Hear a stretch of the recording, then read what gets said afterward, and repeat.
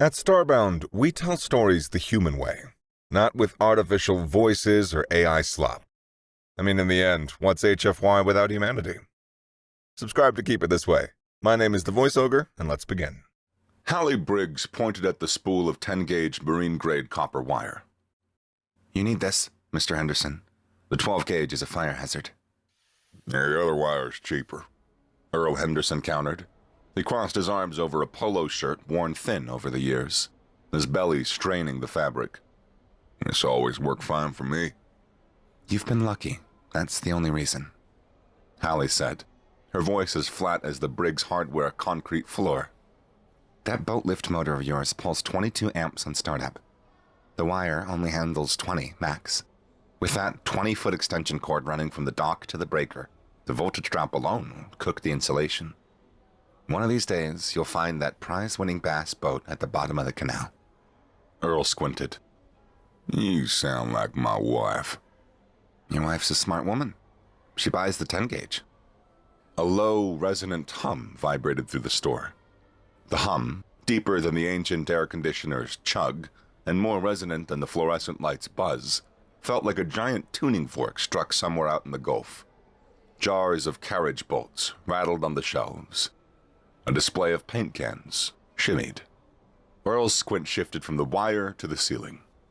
Are you starting that foundation work for the new condo? Pile drivers make more of a mess, Hallie said. The hum had a clean, fundamental tone. She walked toward the store's front, wiping her hands on an already ruined rag hanging from her belt loop. The multi-tool beside it jangled with the vibration.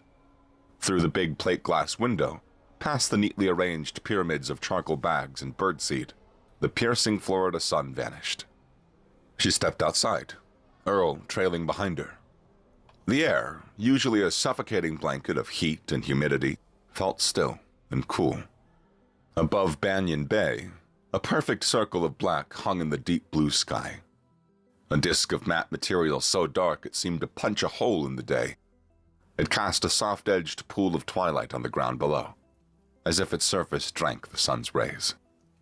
Earl Henderson stared up at it, his argument about wire gauges forgotten. Well, he said, after a long moment, looks like the county zoning board is up their game. From the disk's center, a drizzle fell.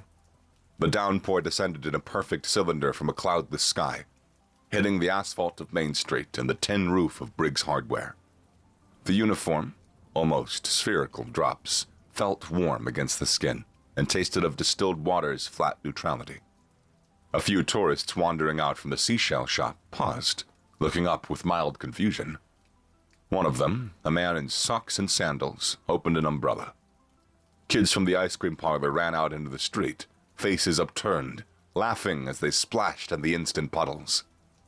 A knot of tension tightened in Hallie's gut, a feeling she'd last had during the big hurricane, the one that took her father's store.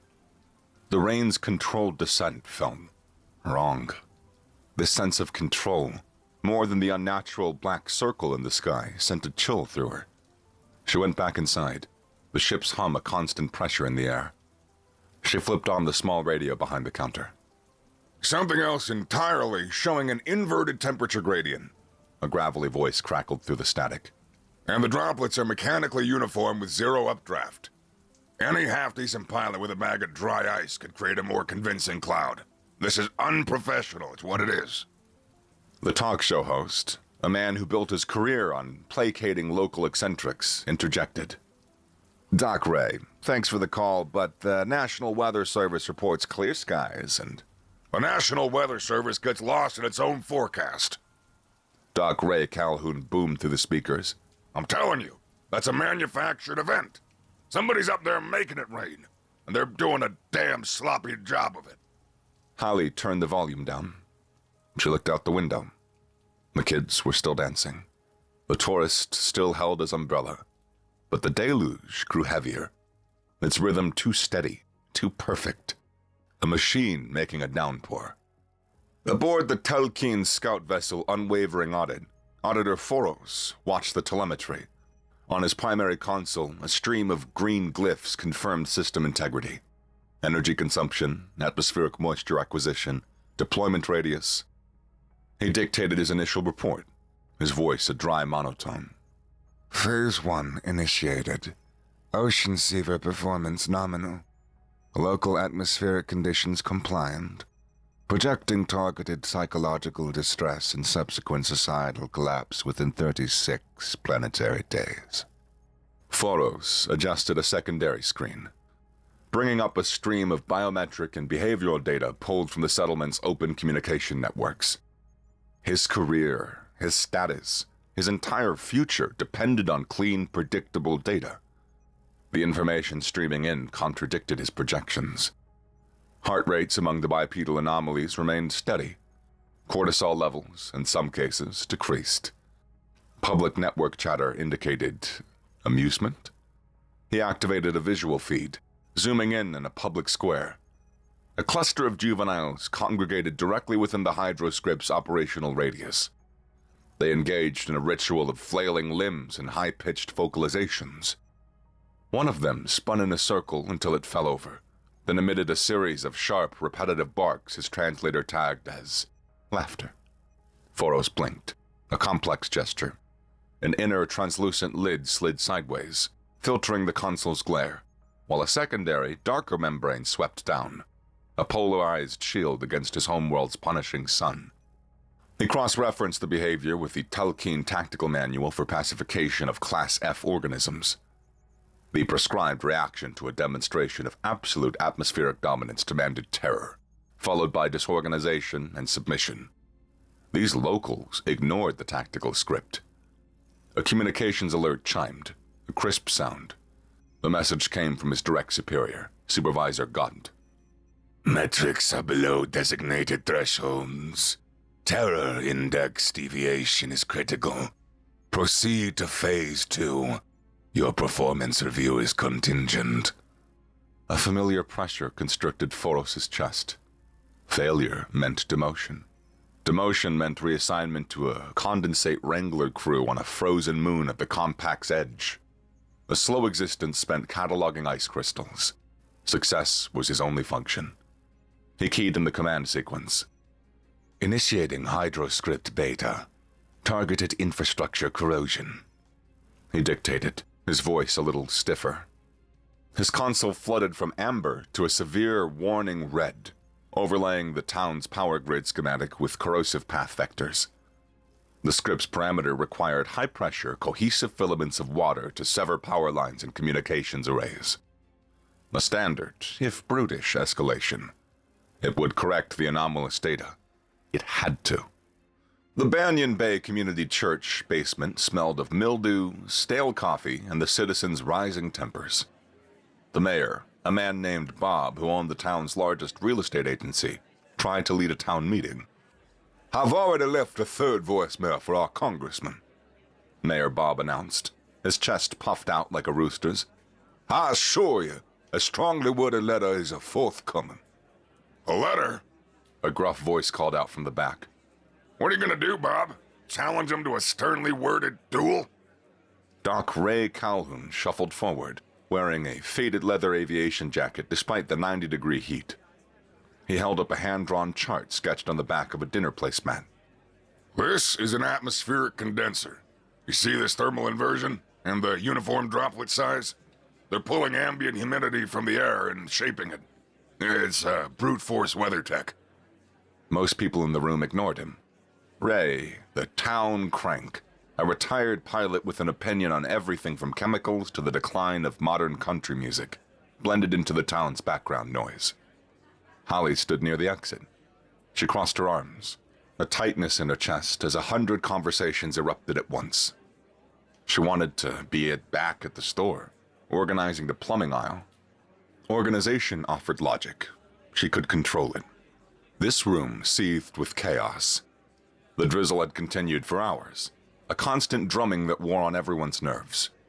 The gathering had devolved from a crisis meeting into an argument over who was responsible for bringing potato salad to the inevitable potluck. The fire chief, a pragmatic man named Grant, caught her eye. Holly, what do you think we should do? The question silenced the room. Everyone turned to look at her. She was Holly Briggs. She ran Briggs Hardware, If something in Banyan Bay broke, you went to Holly. If you needed to know the right way to fix it, you asked Holly. This problem went far beyond a leaky faucet or a busted generator. I sell sandbags, Grant, she said, her voice tight. Placement belongs to the customer. The image of her father's store flashed in her mind. A wall of burlap and sand, meticulously stacked, useless against the storm surge's rising brown water. He tried to control it, to wall it off. The deluge overwhelmed it all the same. A loud, wet crack echoed from outside, a sound like a giant whipping concrete. The tinkle of falling glass and the fizzing sound of a dying electrical circuit followed. The murmuring in the basement stopped. Everyone shuffled toward the narrow basement windows, peering up at the street. A shimmering filament of liquid, thick as rope, lashed out from the curtain of rain. It sliced through a metal streetlight, which now lay sparking in the wet asphalt. The filament held its shape for a long moment before collapsing back into a splash. A collective gasp went through the crowd. The murmuring in the room stopped, replaced by gasps. This drizzle had become a weapon. People poured into Briggs Hardware as if seeking an arc against an apocalyptic flash flood. The earlier bemusement vanished. A low chatter of panicked questions filled the air. They converged on the one place that felt like a solution. They looked to Holly. She stood behind the main counter, the hum from the ship a constant low pressure in the air. Her first instinct drove her to retreat to the back office, to bury herself in inventory spreadsheets and purchase orders. But their wide eyes and tight-lipped faces rooted her to the spot. Mrs. Chin from the bakery stood nearby, her grip on her purse so tight her knuckles were white. Young Timmy Henderson, Earl's son, hid his fear behind a brave face. Holly took a deep breath, the air thick with the smell of motor oil and fertilizer. She pushed down the memory of her father's frantic, futile efforts. Another breath, steadying. Then she spoke, her voice cutting through the noise with the crisp authority of a snapping chalk line. Forget plywood, she announced. The room quieted. Water will saturate it and warp. You want 6 mil plastic sheeting. Staple it tight, then batten the edges. Use zip ties for the battens. Rope stretches when it gets wet. A man in a fishing hat raised his hand. What about our generators? Get them off the ground, Holly said. Concrete blocks, at least 2 high. And if your exhaust is pointing up, you need to rig to cover it or it's going to flood the cylinder. A 90-degree PVC elbow from aisle 5 is going to do the trick. They listened. They moved. The store's panicked chatter subsided, replaced by the sounds of purposeful action. The rattle of carts, the scrape of boxes. The language she understood. Problem meet solution. Doc Ray Calhoun appeared at her side, shoving a hand-drawn weather chart onto the counter. He'd added more detail. Notations and arrows covered it. They're targeting the grid, He rasped, its words tumbling out. Those water whips. They're following the path of least atmospheric resistance. Follow the ionized trails from the transformers. He looked at her, and he squinted. You're in charge, then? No, she said at once. I'm just telling people what to buy. Right. Doc Ray looked skeptical. He tapped a spot on the chart. We move with a predictable pattern. We'll take out the substations next, but their targeting follows a clear logic. It's predictable. Holly noticed a large rolled-up tube under the counter. She pulled it out and spread it across the countertop, shoving aside a socket wrench display. A massive, laminated County Public Works utility and drainage map from 1978 lay before them. A mess of colored lines showed every water main, sewer line, and storm drain in the county.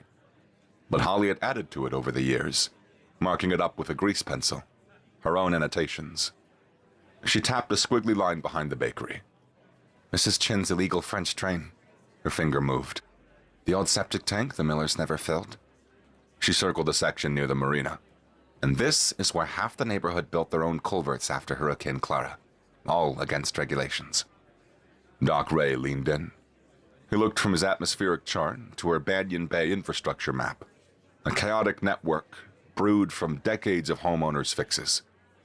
A slow grin spread across his weather-beaten face. Their targeting models expect a standard municipal grid, He murmured. a sudden idea sparking in his eyes. This chaos defies their model's predictions. No, Hallie agreed, a plan beginning to form in her mind, cold and clear. Florida is their wild variable. They could use the town's chaos against the invaders' order. They could redirect the onslaught. Auditor Foros stared at the visual feed. His projections had failed. His models were useless. He had initiated Hydroscript Gamma, gelatinous storm bricks. His monitor showed a dozen quivering gelatinous cubes successfully deployed on the settlement's main street. The visual feed showed a bipedal juvenile, identified by passive data collection as the son of local Earl Henderson, approaching a storm brick. The boy sat mounted on a small wheeled combustion vehicle. A noisy funnel protruded from the vehicle's front, emitting a high-velocity stream of air. His databanks identified it as a leaf blower. The youth directed the airstream at the gelatinous brick's base. The focused jet of air disrupted the acoustic field holding its liquid in its semi-solid state. The block of phase-shifted water, a triumph of hydroengineering, wobbled, its form dissolving into a harmless, waist-deep puddle. The boy's associates, observing from a safe distance, emitted a series of celebratory hoots. Foros adjusted his console, moving his slender, terracotta-skinned fingers with rigid control. On screen, the locals worked together. They used small portable devices, identified as bass boat bilge pumps, to siphon the accumulated fluid from critical areas, redirecting it into their chaotic, ad hoc drainage systems. His targeting sensors reported atmospheric distortions. Minor, but persistent, throwing off the Hydroscript's aim by meters. The task resembled calculating a trajectory through a field of random graphitic anomalies.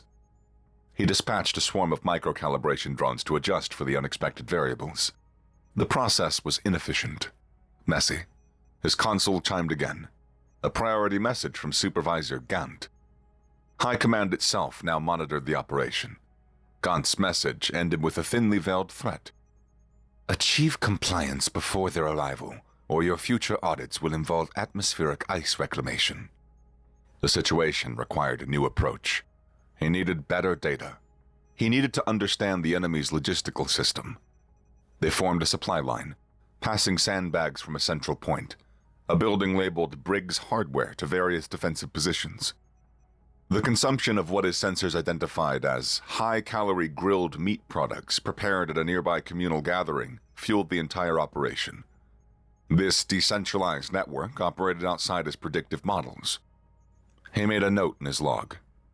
The locals' logistical capabilities are unexpectedly robust, functioning with a decentralized command structure.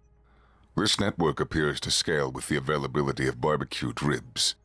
Further analysis required. Even as he recorded it, he understood such an observation would earn him a severe reprimand. He deployed a small, cloaked recon drone, directing it towards the hardware store. He had to see their command structure for himself. Cavitation, Doc Ray explained, jabbing a finger at another of his placemat diagrams. He talked to Holly and the small group of fishermen who had gathered in the hardware store's loading bay. The whips, the filaments, whatever you want to call them, they need a consistent medium to hold their shape. They're basically focused pressure waves traveling through liquid. If we introduce enough air into the water, we create pockets of vapor. Cavitation. It'll break up the wave. The filaments will fall apart. A fisherman, a barrel-chested man named Sal, scratched his beard. So, you want us to make the water bubbly? In essence, yes. Ray grumbled. But I prefer the term rapidly induced multi-vector aeration. They got to work. They gathered crawfish traps, bilge pumps from their boats, and a half-dozen old, rusty irrigation sprinklers from the store's back. They wired them to a series of car batteries, linking them together with clamps and copper wire. Their first attempt resulted in a shower of sparks as a connection shorted out in a puddle. "Stop!" Holly barked, stepping in. She grabbed a heat gun and a roll of marine-grade shrink wrap from aisle 4. "Twist the wires and you'll get a short. Strip them, crimp them, then seal the connection. Use the sealant from the plumbing section. It's waterproof." She worked, stripping wire and crimping connectors, sealing each joint with the heat gun's pass. Her movements were automatic, honed by years of practice. The frantic energy in the loading bay subsided as they followed her lead. They worked under the buzzing fluorescent lights, the air filled with the alien rain's rhythmic drumming on the metal roof and Hallie's tools' sharp snap and click. Soon they had a dozen jury-rigged contraptions, pumps and sprinklers, waterproofed and ready. They hauled them out to the street before the substation, placing them in the deepest puddles. Soon after, a new volley of liquid filaments formed in the sky, descending toward the transformers. "Now!" Hallie yelled. Sal and the others flipped the switches. The pumps whirred to life, the sprinklers sputtered, and the street churned and frothed. The air filled with the sound of a dozen cheap machines turning the thoroughfare into a giant churning jacuzzi. The translucent whips hit the aerated water and dissipated. Their cohesive energy dispersed into a harmless spray, its propagation disrupted by the inconsistent medium. A ragged cheer went up from the small crew. Hallie felt a warmth spread through her chest, sharp and unfamiliar. The warmth faded, replaced by the weight of what would come next. Beside her, Doc Ray watched the fizzling rain, a genuine smile on his face. For the first time since she'd known him, the smile crinkled his eyes' corners. "Well, I'll be," he said, his voice softer than she'd ever heard it. "That worked." With the cavitation minefield holding, people rolled grills into the park under the oak tree's relative safety. The fire department set up a massive smoker. The smell of grilled chicken, ribs, and smokin' Jim's famous pulled pork filled the air. A thick, greasy, defiant smell against the sterile rain. Hallie moved through the crowd, a plate of baked beans in one hand, answering questions about pump maintenance and the structural integrity of various awnings. As she explained the best way to anchor a tarp to a chain-link fence, a distortion in the air near the woods at the park's edge caught her eye. It shimmered like heat haze, but the air was cool and damp. Something watched them. A stray comment from Doc Ray about the invaders needing to land smaller drones for maintenance and calibration made an idea click into place. She found Smokin' Jim, the town's undisputed barbecue king, a man with a legendary secret sauce recipe. Jim, She said, her voice low. I need you to make a plate for our guest. Jim, a large man with a larger apron, looked at her, confused. "Guest? Who?" Hallie just nodded towards the woods. A little southern hospitality, She said. Make it a good one. Extra coleslaw. Jim shrugged, the gesture of a man who long ago stopped questioning the strange requests of his neighbors during a crisis. He piled a paper plate high with ribs, potato salad, and a dollop of slaw. Hallie took the offering. She walked away from the cheering crowd, across the damp grass, straight toward the subtle distortion in the air. This served as a distraction. As she walked, a second team, Sal and his best fisherman, guided by a map that she'd drawn them, moved toward the old water treatment plant. Theirs was the real mission. "Y'all look like you could use some lunch," Hallie called out into the empty air, her voice steady. It's hard work, all this, hydrating. On board the unwavering audit, Foro stared at his monitor. The human female, the one organizing the resistance, approached his multi-million credit, state-of-the-art stealth reconnaissance drone with an offering of food. His sensors analyzed the offering. Complex carbohydrates, lipids, proteins, and a dangerously high sodium content. His tactical manual was silent on this. Was it a trap? A bioweapon? Or an act of hospitality? His analysis subroutines returned conflicting results. This single absurd action accomplished more psychological disruption than any hydroscript in his arsenal. He focused all the drone sensors on her, parsing the intent behind this bizarre ritual. And in that moment of focused attention, he overlooked the small yellow proximity alert that blinked once, then twice, from the calibration drone's maintenance bay, landed for its recharge cycle behind the town's water treatment plant. The alert on Foros' console flashed with minor, easily overlooked significance. But a second later, a much more alarming icon throbbed on his main display. The town's primary power transformer schematic flashed red across his main display, screaming a Priority 1 warning.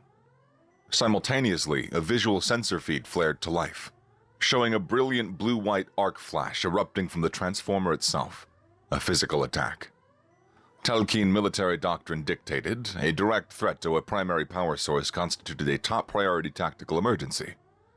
It suggested the enemy attempted to create an electromagnetic pulse. He pivoted all main sensors toward the power station. A feint. Sal's nephew, a kid who built custom car stereos, had hotwired a garage door opener to an amplifier, spoofing an energy signature.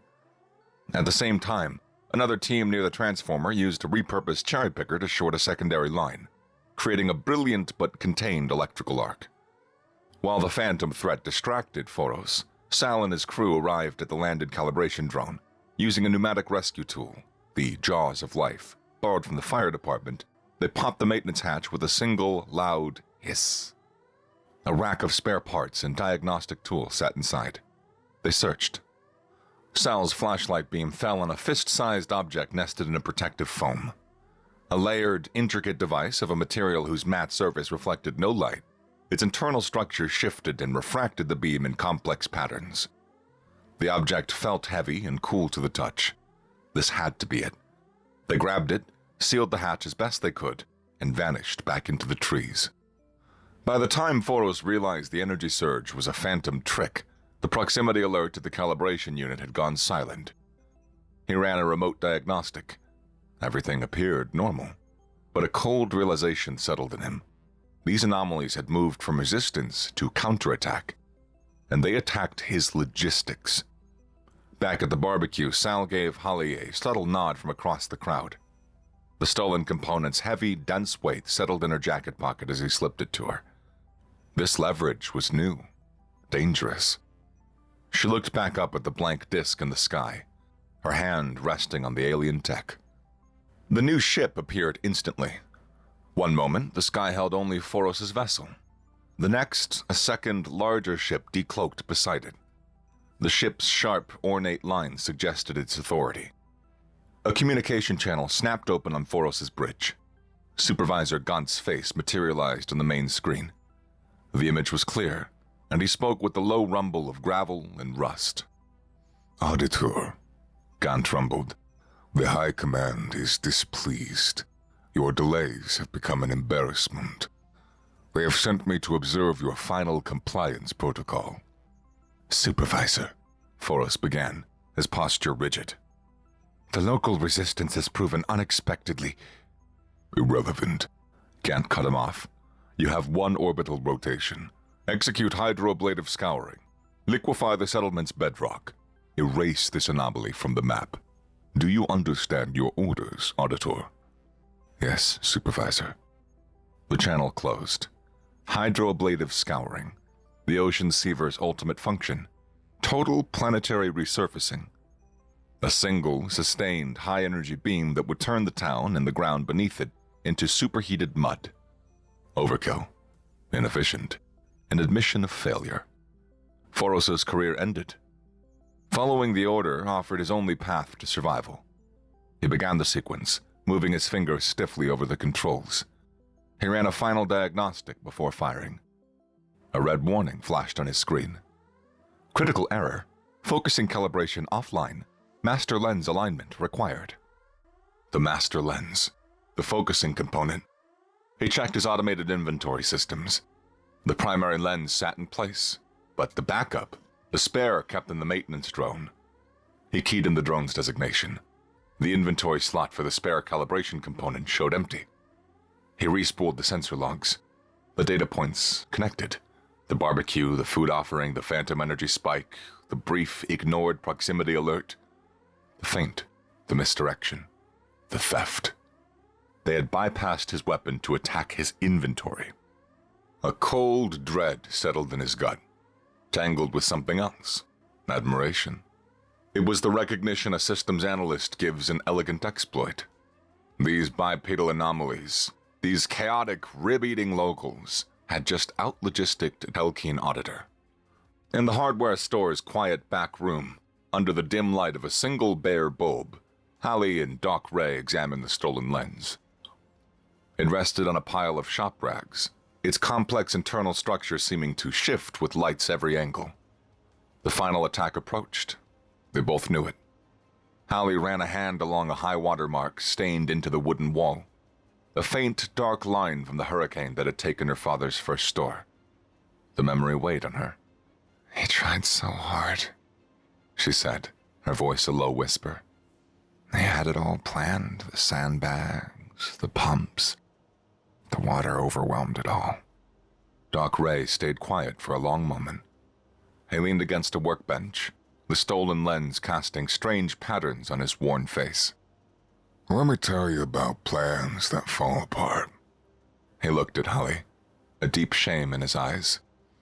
Back during the big drought in '08 out west, I worked as more than just a pilot. I was a certified atmospheric hydration specialist, a rainmaker. I had the science, cloud seeding, ionization, silver iodide. I knew the theories, and I took money, Ellie. I took money from desperate farmers who lost everything. I cashed their checks and I made my promises, pointing at charts and talking about pressure fronts. He grew quiet. And I flew my plane, and I seeded their clouds, and the skies remained clear. I acted the grifter, a con man who preyed on hope. I just came here to disappear. He looked from Hallie to the worried faces he'd seen at the barbecue. Now I look at these people and I see those same farmers' eyes. They're looking at me, at us, with that same desperate hope. Only this time, the science is real. This time, I have to succeed. Hallie listened, her gaze fixed on the faint waterline on the wall. She thought of her father, of his own desperate hope stacked up in a wall of sandbags. He had failed. Everyone failed sometimes. She reached out and picked up the lens. Its weight felt solid, real. You're here now, Doc, she said, her voice firm again. That's what counts. He met her gaze, and the shame in his eyes lessened. She gave a short, sharp nod and turned her attention back to the lens. The time came to prepare for the final act. Doc Ray had the lens hooked up to a jerry-rigged oscilloscope in a car battery. The screen displayed a complex wave pattern, a grid of intersecting sine waves. It's a phase array emitter, he said, his speech quickening. It does more than focus the beam. It fractures it. It takes a single high-energy input and it splits it into thousands of microstreams and recombines them at the target. It's how they make the whips and the bricks. It's brilliant. Can we break it? Hallie asked. Break it? Hell, we can hijack it, he said, tapping the screen. Look at this power schematic. To do the kind of damage Gant wants, they'll use a continuous raw feed. Just raw, unshaped power. Now, if we can introduce a massive short into their hose while it's running at full capacity... Feedback, Hallie finished for him. You send the power surge right back up the pipe. Exactly. But we need to channel it. We need an antenna, and a big one. And we need to ground it with an incredible amount of conductivity. Hallie looked at the town map still spread on the counter, tracing her home's familiar layout. Her gaze settled on a single point, the highest in town. She tapped the map. The old water tower. Doc Ray squinted at it. It's tall. It's metal. It's full of about 50,000 gallons of water, Hallie said. It's a giant capacitor and a focusing rod all in one. And if the tower takes a lightning strike every other year, it's the best grounded structure for miles. The plan solidified. They moved with a new urgency, grabbing tools and shouting instructions. They would mount the lens at the water tower's apex. When the ocean seaver fired its final overwhelming blast, their stolen lens would refocus it, concentrating the entire raw beam onto the tower itself. The immense power, channeled into the water-filled metal tank, would create a catastrophic energy surge, Doc Ray would rig a lightning rod array in every scrap of copper wire Holly had in the store, creating a discharge path.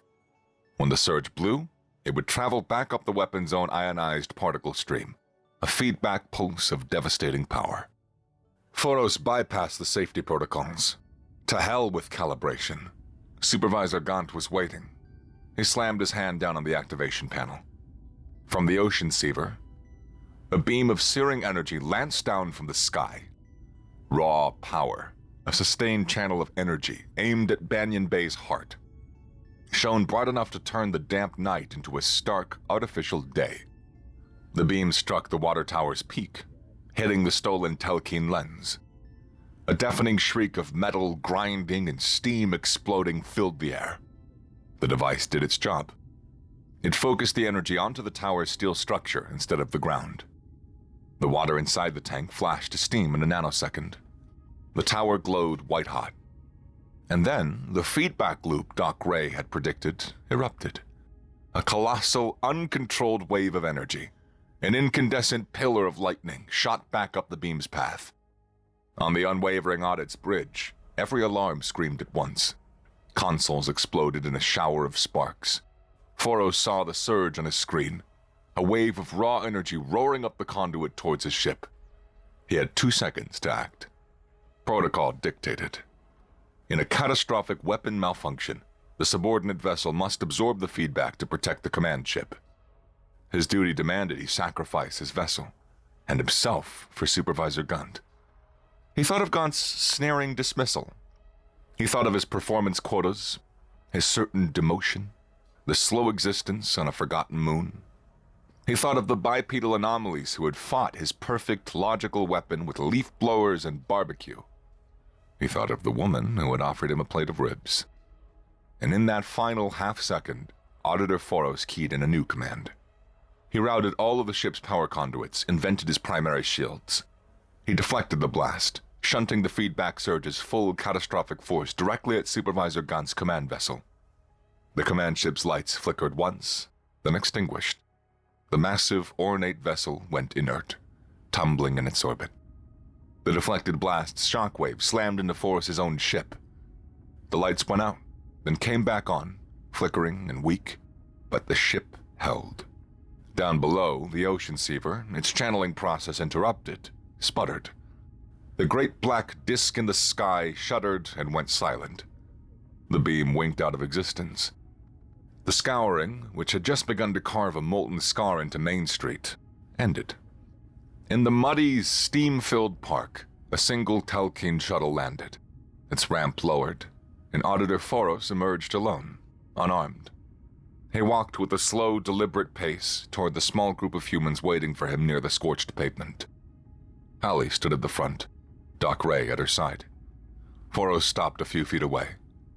I am requesting asylum, he said, his translated voice flat, mechanical. My actions constitute treason against the Telkine Compact. I am a traitor. The mayor blustered something about galactic treaties and interstellar law. Allie cut him off with a look. In exchange for sanctuary, Foros continued, I will offer my knowledge. The ocean seaver is inert, but it is an invaluable strategic asset. My former superiors will send another fleet. Other species, worse than the Telkine, they will come for it. My knowledge of Telkine tactics is your best defense. Grant me asylum, and I will ensure this weapon keeps you safe. Hallie looked at Doc Ray, who gave a minute shrug. She looked at the tired, mud-splattered faces of her neighbors. They had won. Now came the hard part. She regarded the tall alien logistician standing before her. First, she said, her voice clear and steady in the quiet morning air, you'll help us fix the streetlight on Main. She unclipped the multi-tool from her belt and tossed it to him. Foros caught it with a reflective, clumsy motion. He stared at the device in his hand, turning it over to study its strange mechanisms. You'll need this, Hallie said. Foros glanced from the tool to the inert Telkine command ship in the sky, then to the cheering, exhausted humans. He keyed his private log recorder, a small device on his wrist, and spoke in his own sharp, clicking language. The final report for an audience of one. The Compact dispatched its ultimate Hydra weapon, he recorded. The natives, the humans, they danced in it and called it rain. Weeks later, life in Banyan Bay found a new rhythm. The inert Telkine command ship remained in high orbit, the subject of a tangled salvage claim argued in multiple languages from 3 different galactic factions, all of whom seemed to have hired lawyers. The Ocean Seaver, now inert, still hung over the town like a weird black moon, its future the subject of endless debate. Hallie sat in the community church basement's back, listening to the town council meeting. Foros, who now wore a faded Banyan Bay annual fishing tournament t-shirt, stretched tight over his Telkine uniform, explained advanced atmospheric physics to the council. So, if we polarize the graphitic emitters, he said, pointing to a diagram he'd drawn on a whiteboard, we can theoretically ensure sunny weekends through the entire tourist season. Mayor Bob slammed his gavel. Motion to guarantee sunny weekends. Do I have a second? Half the room seconded. Foros's rigid posture slumped just a little. The mayor turned to Hallie. And Hallie, the council has voted. We are creating a new position for you. Director of Off-World Civic Defense. It comes with a parking spot and everything. Hallie stood up. Thanks, Bob, she said, but I have to decline. Decline? But you're a hero. I am a hardware store manager, she corrected him, and I have inventory to do. She walked out of the meeting, leaving the town's new chaotic politics behind her. She walked back to Briggs Hardware. The store stood, quiet, smelling of sawdust and fresh paint. She picked up a broom and swept the floor, falling into the simple, repetitive motion. Outside, a kid played with a garden hose, spraying the water high into the air, making his own little rainbow in the afternoon sun. He made a puddle, a glorious, muddy mess on the sidewalk. Hallie watched him, and she smiled. The sight of rising water brought back a reaction she'd last felt as a little girl watching a storm roll off the Gulf. The tightness in her shoulders, a weight she had carried for 20 years, eased.